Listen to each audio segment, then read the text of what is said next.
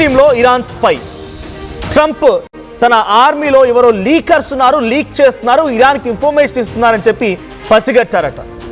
మొన్న మధ్య F-15E అనేటువంటి ఆ యుద్ధ విమానం అమెరికా నుంచి వెళ్ళినటువంటి ఆ విమానం ఇరాన్ భూభాగం పైన కుప్పకూలిపోయింది.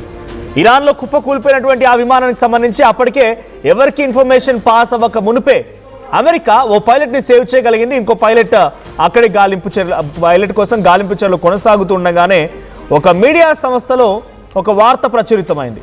సో ఒక అమెరికన్ పైలట్ తమ ఫైటర్ జెట్తో వచ్చి ఇక్కడ కుప్పకూలిపోయాడు, అమెరికా దానికోసం వెతుకుతోంది, ఇరాన్కి ఇన్ఫర్మేషన్ ఈ రకంగా వెళ్ళింది అని చెప్పి డొనాల్డ్ ట్రంప్ అంటున్నాడు. అసలు ఆ జర్నలిస్ట్కి, ఆ మీడియా సంస్థకి ఇన్ఫర్మేషన్ ఎలా వెళ్ళింది?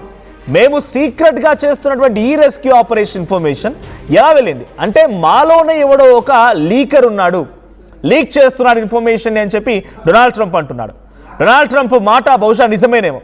ఇరాన్కి కూడా తెలియని ఇన్ఫర్మేషన్ని మీడియా సంస్థ తెలుసుకోగలిగింది. ఆ మీడియా సంస్థకి ఎలా తెలుసుకోగలిగింది? ఆ జర్నలిస్ట్ ఎవడు? ఆ జర్నలిస్ట్ మాకు అప్పగించండి, we want to find our leaker are a spy in us, otherwise you are going to be jailed అని చెప్పి డొనాల్డ్ ట్రంప్ అంటున్నారు.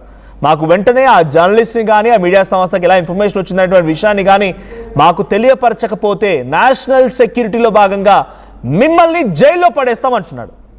అఫ్కోర్స్ అక్కడ జరిగిన చర్య పైన, వాస్తవాన్ని జరిగిన విషయం పైన ఏదైనా మీడియా ఛానల్ కవర్ చేస్తూ ఉంటుంది.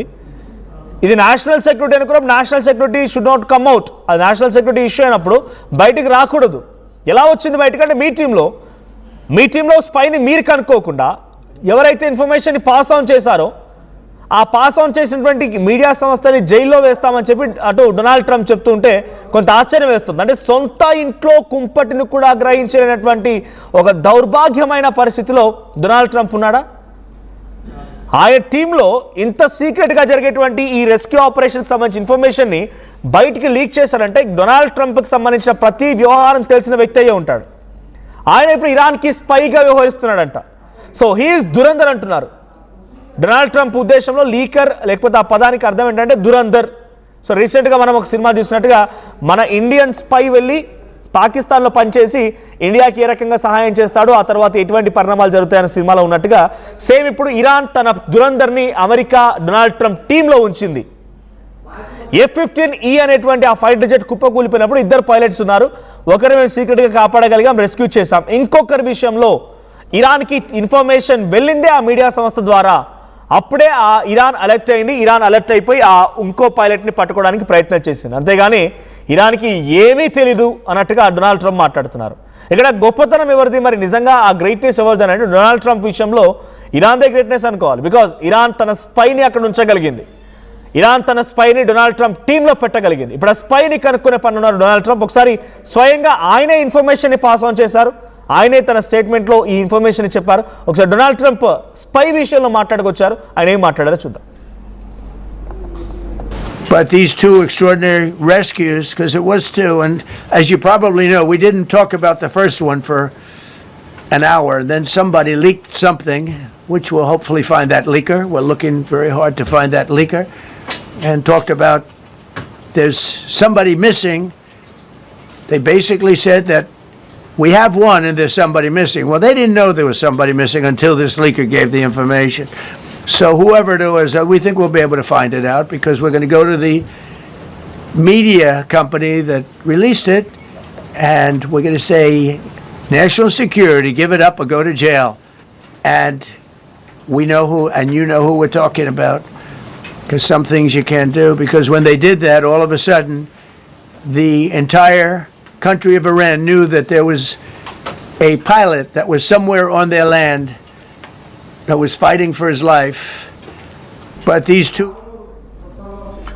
రైట్. సో మాలోనే ఒక లీకర్ ఉన్నాడు, త్వరలోనే ఆ లీకర్ని పట్టుకుంటాం. బట్ ఆ మీడియా సంస్థ ఇచ్చిన ఇన్ఫర్మేషన్ ఆధారితంగానే ఇరాన్కి అక్కడ ఒక పైలట్ పడిపోయాడు, పైలట్ని గాలింపు చర్యల ద్వారా అమెరికా వెతుకుతోందనే విషయం తెలిసింది. Otherwise they wouldn't have known that. వాళ్ళకి ఈ విషయం తెలిసేదే కాదు. సో డెఫినెట్గా మీడియా సంస్థని క్వశ్చన్ చేస్తాం. Due to national security issues మీరు కనుక ఇన్ఫర్మేషన్ మాకు పాస్ ఆన్ చేయకపోతే, ఆ స్పై ఎవరన్న విషయాన్ని మాకు తెలియజేయకపోతే డెఫినెట్గా మీరు ఇబ్బంది పడతారు అనేటువంటి మాటని డొనాల్డ్ ట్రంప్ మాట్లాడుతున్నారు. సో డొనాల్డ్ ట్రంప్ టీంలో స్పై ఉన్నాడంటే ఇప్పటికే ప్రతి ఇన్ఫర్మేషన్ కూడా ఇరాన్ రాబట్టి ఉంటుంది. అందుకే ఏ మాత్రం తగ్గలేదు. డొనాల్డ్ ట్రంప్ 24 గంటలు అంటే నీకన్నా 4 గంటల ముందుగానే నీ దేశాన్ని కొడతామని చెప్పి ఇరాన్ వార్నింగ్ ఇస్తోంది. డొనాల్డ్ ట్రంప్ ఇన్ని వార్నింగ్లు ఇచ్చినా ఆ వార్నింగ్ని ఏ మాత్రం కూడా లెక్క చేయడం లేదు ఇరాన్ పెజెస్కియాన్ రోజు రోజుకి ఒక మాట స్టేట్మెంట్ పాస్ చేశాడు. ఒక్కో రక్తపు చుక్కకి, ఇరాన్లో నేలపై పడేటువంటి ఒక్కో రక్తపు చుక్కకి ఒక్కో సమాధానం చెప్తాం. మీరు మా భూభాగంపై నుంచి అటాక్ చేయడానికి యుఎస్ఎస్ ట్రిపోలీని వార్షిప్తో వస్తూ ఉన్నారు. సో ఆ వార్షిప్తో వచ్చినటువంటి ఆ సైన్యం, ఆ కమాండోస్ వన్స్ మా భూభాగంపై అడుగు పెట్టగానే వాళ్ళ పుచ్చలు లేసిపోతాయి, వాళ్ళని అంతమొందిస్తాం, వాళ్ళు మానవ బాంబర్గా షాహిదీ డ్రోన్లుగా పేలిపోతారని చెప్పి అటు పెజెస్కియాన్ ఒక స్టేట్మెంట్ ఇచ్చారు.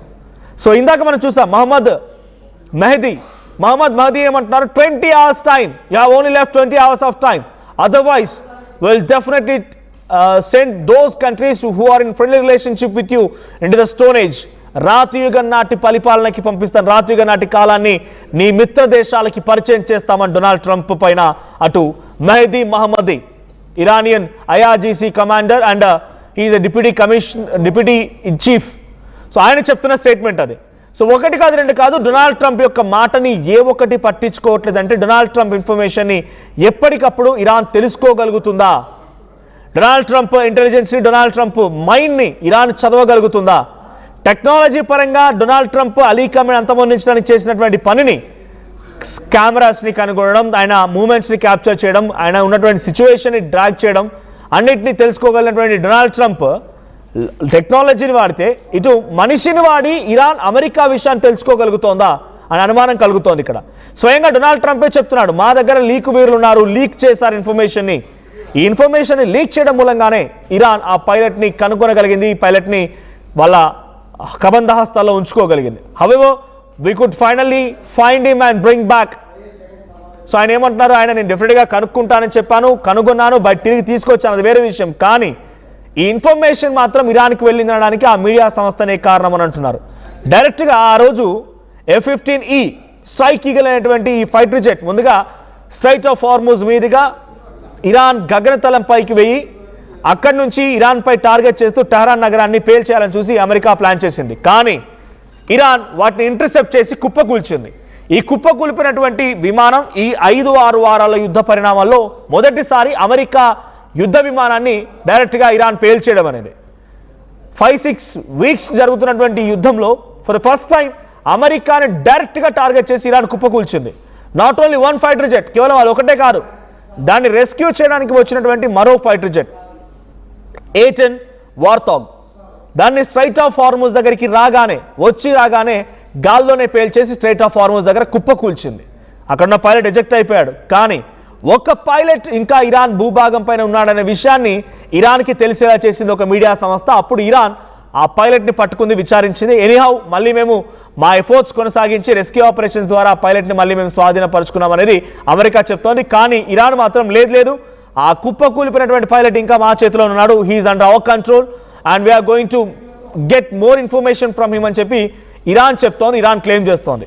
ఆయన మా చేతిలోనే ఉన్నాడు, మా దగ్గరే ఉన్నాడు, సో మేము ఆయన దగ్గర నుంచి మరింత ఇన్ఫర్మేషన్ రాబట్టాలని చూస్తున్నామని ఇరాన్ చెప్తోంది. బట్ ఏదేమైనా డొనాల్డ్ ట్రంప్ టీంలో ఒక స్పై ఉన్నాడు, దురంధర్ ఉన్నాడు అనే విషయాన్ని అమెరికన్ సిటిజన్స్ కూడా ఆందోళన వ్యక్తం చేస్తున్నారు. బికాస్ డొనాల్డ్ ట్రంప్ చేసేటువంటి పిచ్చి చర్యల మూలంగా తమ సొంత టీంలో కూడా ఇతర దేశ శత్రువుల్ని స్పైలుగా మార్చేసుకుంటున్నాడు. సో వాళ్ళంతా కూడా ఏదో క్షణాన అమెరికాను కూడా ఇబ్బంది పెట్టే అవకాశం ఉంది అనేటువంటి ఒక భావనలో అమెరికన్ సిటిజన్స్ కూడా ఉన్నారు. సో ఏదేమైనా డొనాల్డ్ ట్రంప్ స్పైని పట్టుకుంటామని చెప్తున్నారు. మరి ఆ స్పైని ఎప్పుడు పట్టుకుంటారు? ఆ స్పై ఇంకా ఎటువంటి ఇన్ఫర్మేషన్ డొనాల్డ్ ట్రంప్ తీసుకున్న డిసిషన్స్ని ఇరాన్కి పంపించాడు, దాన్ని ఇరాన్ ఎలా మలుచుకోబోతుందో చూడాలి. బట్ ఇరాన్కు ఉన్నటువంటి ధైర్యంలో బేబీ ఈ స్పై కూడా ఒక కారణమై ఉంటాడు. ఈ స్పై ఇచ్చే ఇన్ఫర్మేషన్ కారణంగానే ఇరాన్ ఇంకా రోజు రోజుకి తమ యుద్ధ తీవ్రతను పెంచుతోంది. ఇరాన్ డొనాల్డ్ ట్రంప్కి ఇచ్చే వార్నింగ్ యొక్క డోస్ను కూడా పెంచుతోంది. 24 hours అని డొనాల్డ్ ట్రంప్ అంటే 20 hours అని ఇరాన్ అంది. అంటే బహుశా వీరన్నిటి వెనుక ఎప్పటికప్పుడు ఇన్ఫర్మేషన్ని పాస్ ఆన్ చేస్తున్నటువంటి ఆ స్పైయే ఇరాన్కి సహాయం చేస్తున్నట్టు, అందుకే ఇటువంటి పరిణామాలు జరుగుతున్నటువంటి అనుమానం కూడా తలెత్తుతోంది. ఏదేం జరిగినా ప్రెసిడెంట్ ఇంకా యుద్ధం మాత్రం తీవ్రమయ్యే అవకాశం ఉంది. యుద్ధం ఇంకా ఈ రాత్రి కల్లా చాలా భయంకరంగా మారే అవకాశం ఉంది. ఒకసారి మళ్ళీ డొనాల్డ్ ట్రంప్ లీకుల గురించి మాట్లాడిన విషయం మళ్ళీ విందాం. అట్ ది సేమ్ టైం ఈ లీకుల ద్వారా డొనాల్డ్ ట్రంప్కి ఎఫెక్ట్ అయ్యే అవకాశం ఉందా? ఈ లీకుల ద్వారా నిజంగానే దురంధర్ ద్వారా ఇరాన్ డొనాల్డ్ ట్రంప్ని ఢీ కొట్టబోతోందా? మీరేమనుకుంటున్నారు? కామెంట్ చేయండి. ఒకసారి మళ్ళీ డొనాల్డ్ ట్రంప్ ఏం మాట్లాడారో చూద్దాం. but these two extraordinary rescues, because it was two, and as you probably know, we didn't talk about the first one for an hour. Then somebody leaked something, which we'll hopefully find that leaker. We're looking very hard to find that leaker. And talked about there's somebody missing. They basically said that we have one and there's somebody missing. Well, they didn't know there was somebody missing until this leaker gave the information. So whoever it was, we think we'll be able to find it out because we're going to go to the media company that released it and we're going to say, national security, give it up or go to jail. And we know who, and you know who we're talking about, because some things you can't do. Because when they did that, all of a sudden, the entire country of Iran knew that there was a pilot that was somewhere on their land that was fighting for his life,